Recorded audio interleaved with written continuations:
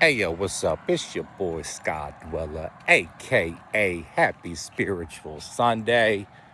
Back at it again. It's about 85 degrees and it ain't even 9 o'clock yet. So you already know what kind of summer this is going to be.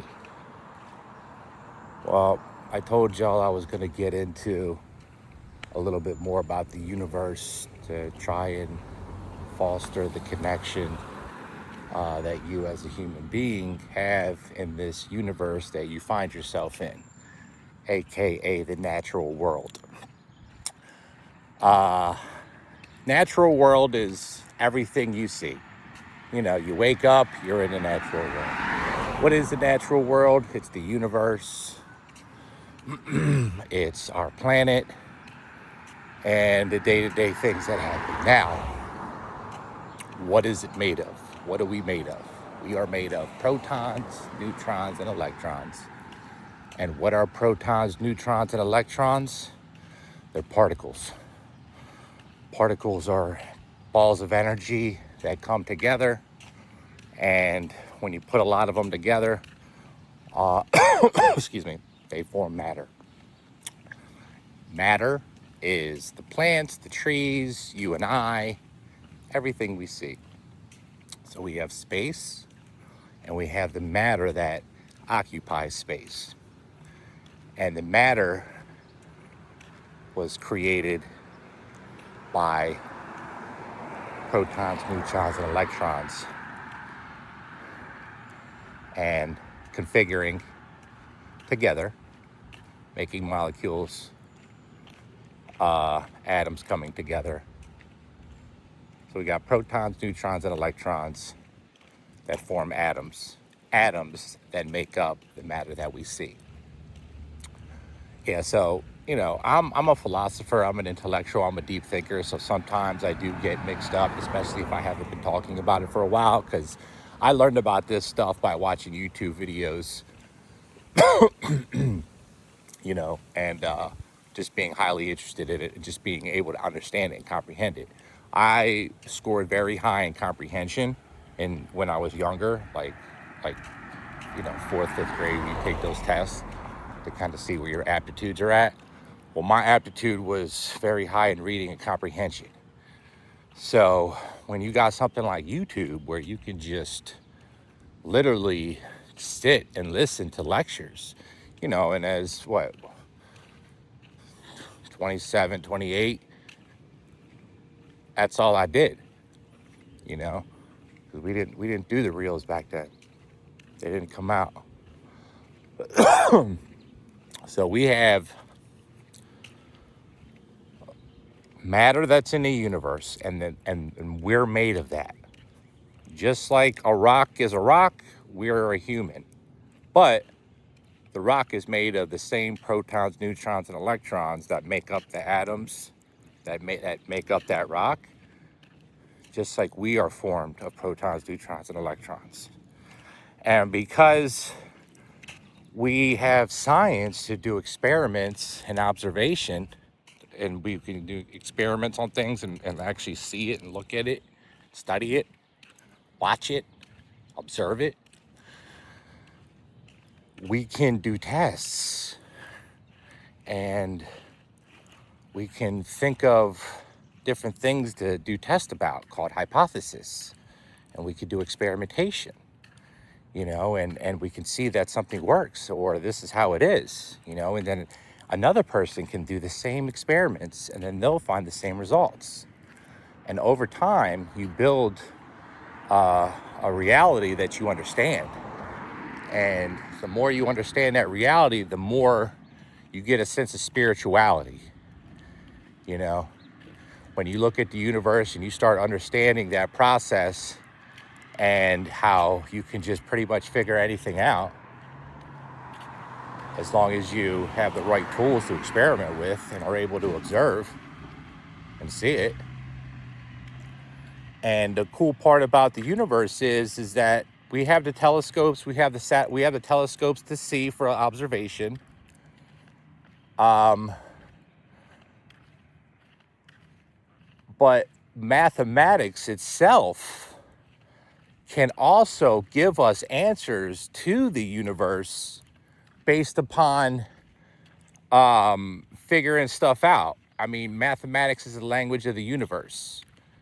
So when you're calculating stuff like distance and speed and anything to do with numbers, you can use the tool of mathematics to figure it out, and you can use a tool of science with experimenting and observing and to figure stuff out, right? You can use reason when you go into the intellectual side to figure stuff out, logic to figure stuff out, right? So we have these tools to help us understand the natural world. And now we've created, and we used our brains to figure it out, right? So if our brains could figure all this out, and we've made it all the way to here, then imagine if we can create another brain that is even faster, smarter, can remember more, So that's what we've done with artificial intelligence and computers. It's just another tool to help us, just like we have forklifts and cranes and hammers and screwdrivers and nails. And that's why we use the minerals and the metals of the earth, like metal and copper and titanium and bronze and all that. So we're using all the tools to manipulate, transform the natural world how we want it, how we like it, how we see beautiful, how we see the most convenient, the most efficient. And now we've created artificial intelligence to help us accelerate what we're already doing with our brains. And we're going to merge with this artificial brain that we've created as a tool. And we're going to continue to keep on learning, but not just on this planet. We're going to escape our planet, go off planet. We're going to go off planet, and we're going to populate different planets that we reach, that we discover, that's worth populating, that has the same characteristics as our planet. And why are we going to do that? And maybe we'll start with asteroids. Not asteroids, but moons, maybe. And then go to planets.